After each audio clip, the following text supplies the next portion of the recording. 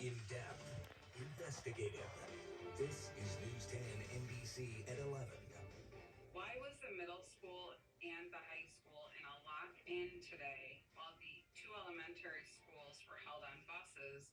One elementary school was delayed. A lot of questions and concerns after a second bomb threat made against Hilton schools.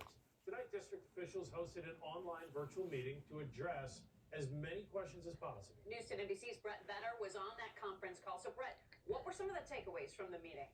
Well, after spending over 2 hours answering questions submitted online by parents, district officials say there will be changes to security protocols following this week's bomb threats, while assuring parents that all measures taken this week were taken out of abundance of caution for student safety. After a chaotic week, district officials say there are lessons learned. We have changed the policy as far as having doors unlocked for early evening events. We will be going to back to all locked facilities after security leaves.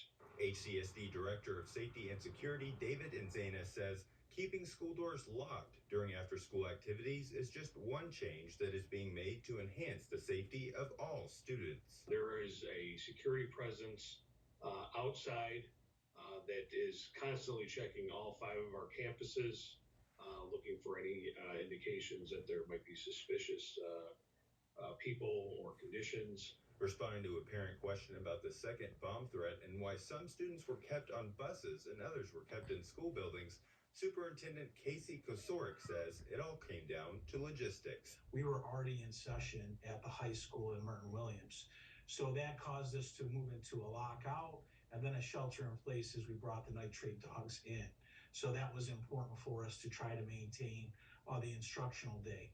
As the investigation continues into who is responsible for sending out the bomb threat emails, Kosorik says that a similar threat was sent to a school district in Iowa today. If we cancel every single day, every time the threat comes in, they will continue.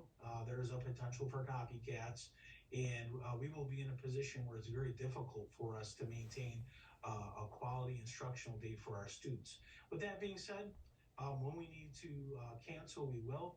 Promising parents that the district will continue to adapt its security measures and notification procedures to keep students safe and parents informed. Now, district officials say that parents should feel safe sending their kids back to school on Monday when classes are scheduled to resume. All right, thanks, Brett. You know, when that threat came in, some students were kept locked in schools. Others were kept on their school buses while the bomb-sniffing dogs looked for evidence. Well, they didn't find any classes resumed. But just like we saw on Wednesday, parents started showing up to take their children home. Today, our crews on scene saw state police at the schools. They saw parents coming to get their children, and a group of adults and children huddled outside the middle school. The first threat on Wednesday specifically mentioned a book in the Hilton High School library that some parents are trying to remove because of what they consider to be obscene content. The threat today doesn't mention the book, but demands the school remove, quote, pornographic material. We are investigating. We're trying to track down where the origin of the email. We know that it's coming from a server out of what it says Russia, and but you know that's a difficult task. Superintendent says they aren't discussing ways on how to react if there's a third threat. New at 11, tonight, 3 young men are in custody for a 2022 murder. Police say they robbed and shot a complete stranger in the head. 42-year-old Kaylee White Sr. was shot to death inside a car on J Street last July. Investigators say White was lured into stopping his car and shot in the head during the robbery.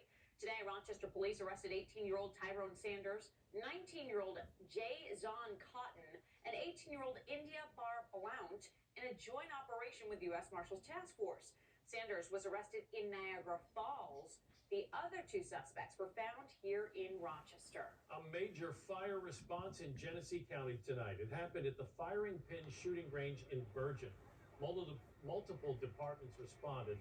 The Bergen fire chief believes the cause might be something that was inside the firing range itself, but nothing has been confirmed yet. We asked the chief about the damage. The smoke and all the fire pushed its way up through the attic space and started crawling into the store, which is what you see when you pull in. Luckily, it didn't get down to the walls and take up that whole building. There is still a lot of smoke smoke damage. No injuries were reported.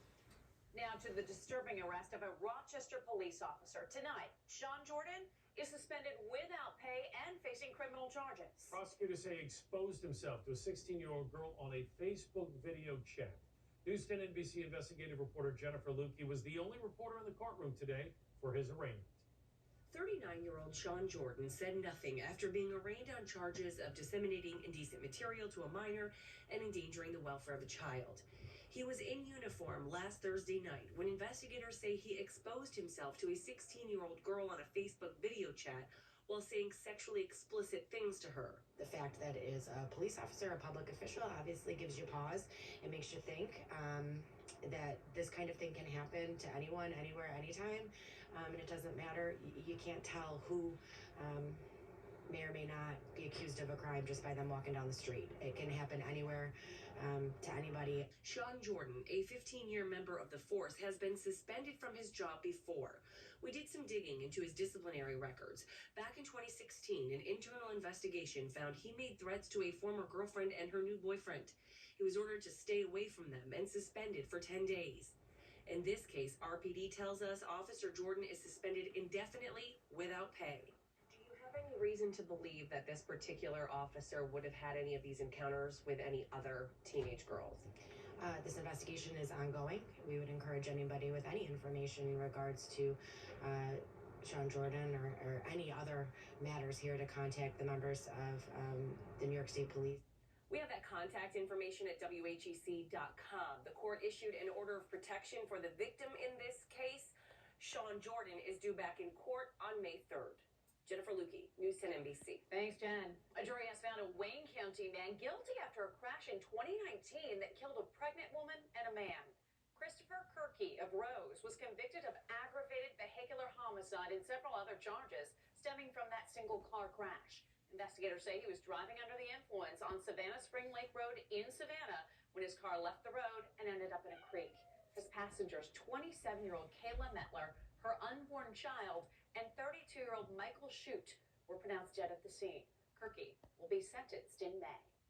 President Biden addressed the Canadian Parliament